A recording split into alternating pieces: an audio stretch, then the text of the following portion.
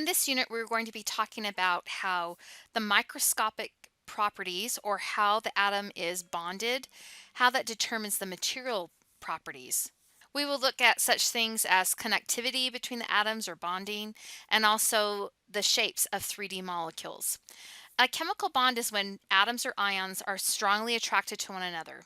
And there are three types. There's ionic bonds, and this is when we have metals and nonmetals interacting. The metals will lose electrons and become positive ions, and the nonmetals will gain those electrons and become negative ions.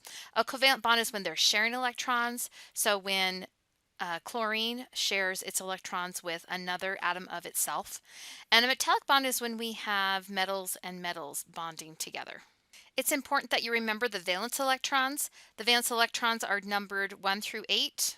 The transition metals, they all have 8, and so do your lanthanides and actinides. And the reason why is, let's take an example here of titanium.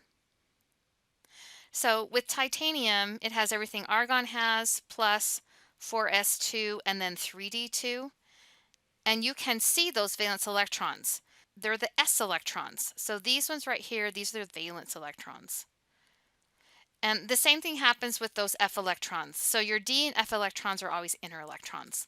So the maximum number of valence electrons you would have would be 8. Let's look at oxidation numbers. So oxidation numbers is related to the valence electrons. So in my alkali metal family, it has 1 valence electron. If it were to lose that electron, then the resulting charge would be a +1. And so oxidation numbers are the charge of the atom when it has gained or lost electrons to copy a noble gas, or in other words, have the same electron configuration as a noble gas. There's a special low energy state when this happens, and this is why elements bond together. So we have +1, your alkaline earths have +2.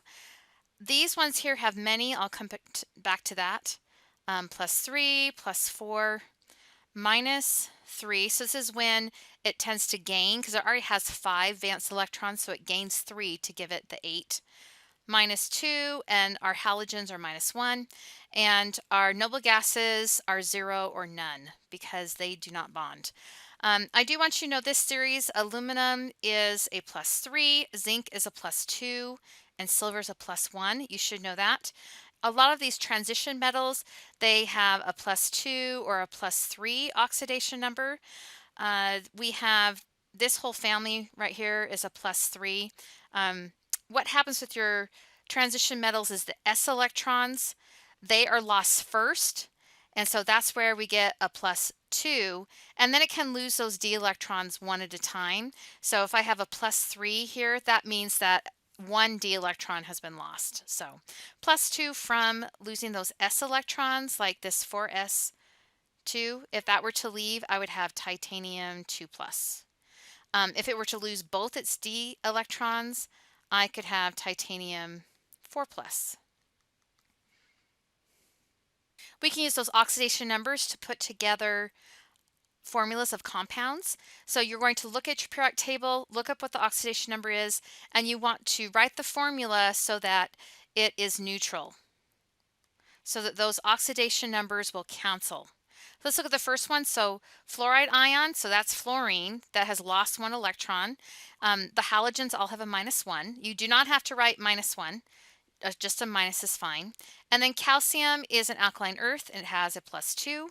So when I put this together, I need to, again, make sure that it's neutral. So I'm going to have 2 fluoride ions. So the formula would be calcium F2. And it's important that you write the cation first. So that's why I wrote the calcium first, not the fluorine. Let's look at the next one. So potassium, that is a +1. And nitrate, anytime it ends in 8, that's a polyatomic ion. So you can look it up, and this is really one that you should have memorized. So this is NO3-. This is a polyatomic ion. It's a little group that stays together most of the time. So there are decomposition reactions where it can split apart, but a lot of times it does just stay together. So please write it all together. So on this one, I just put them together. So KNO3. Let's look at the next one. This is another polyatomic ion you should know, NH4, and then there's that nitrate again. And For this, you want to keep the polyatomic ions separate. So I'm not going to combine the ends. So I'm not going to say N2H4O3. That is incorrect. I'd say NH4 NO3. And I just have one of each of those, and I just put them together. Let's do number 4. Potassium ion is a plus. Sulfide, that just means one element. So when it ends in "ide," that's just the element that has gained electrons. And this one is an oxygen family, so it has a -2. And I am going to put it together K2S because I do need to have 2 Ks for every one sulfur. That way it's neutral. We've looked at calcium before, calcium 2 plus, and there's nitrate. And so to put this one together, I need to have 2 nitrates. And I put it in parentheses and I say I have 2 of them. So that's important that if you have multiple polyatomic ions that you put it in parentheses. And our last one, NH4 plus, we've already looked at that. Sulfide, we've looked at that one too. And so to put this one together, again, the polyatomic ion goes in parentheses. So ammonium sulfide is how I would say that compound. So you should be familiar with how to write these. When we write net ionic equations, it's important that you know those oxidation numbers. In net ionic equations, instead of putting things together like this, you're almost taking them apart.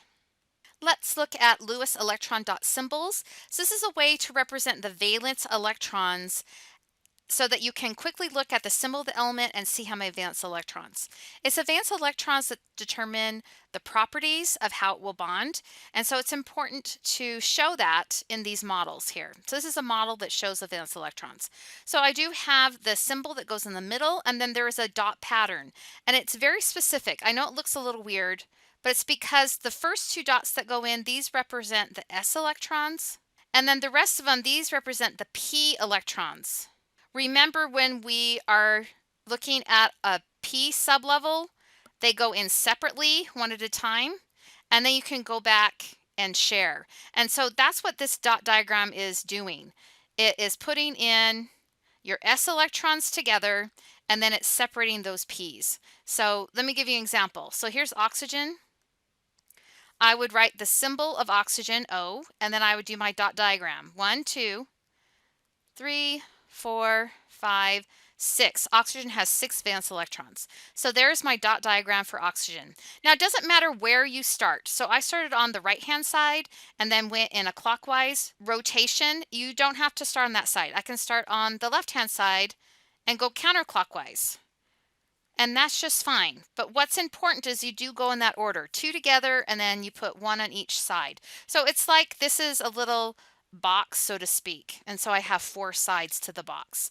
And each side will have up to 2 electrons. And that's, again, representing these orbitals over here. So this is oxygen, and so I am representing just the valence electrons of oxygen. You can see there's 6 of them, and you need to follow the pattern of how to put the dots around. All right, let's look at fluorine. So with fluorine, I have 7 valence electrons. So I'm going to start here, 1, 2, 3, 4, 5, 6, 7. So you can see that all sides have 2 except for 1. Lithium has 1 valence electron, so I just need 1 dot. And again, it doesn't really matter what side you put it on. And then I have aluminum, which has 3 valence electrons. So 1, 2, 3. There's aluminum. Now, if you have an ion, you're going to include brackets and put the charge. Positive ions show no valence electrons. That's because they've lost those valence electrons, while negative ions usually have an octet because they've gained electrons. So let's look at the examples down here. So lithium, so we see that just an atom of lithium has 1, but notice the lithium ion has lost that. And so I just put it in brackets with the plus. Barium, if you look at just the element barium, I would have 2 dots like this. For the ion, it would lose those electrons, and so then I would just put that little 2 plus. And then selenium is in the oxygen family, so it's going to have my valence electrons is just going to be just like oxygen.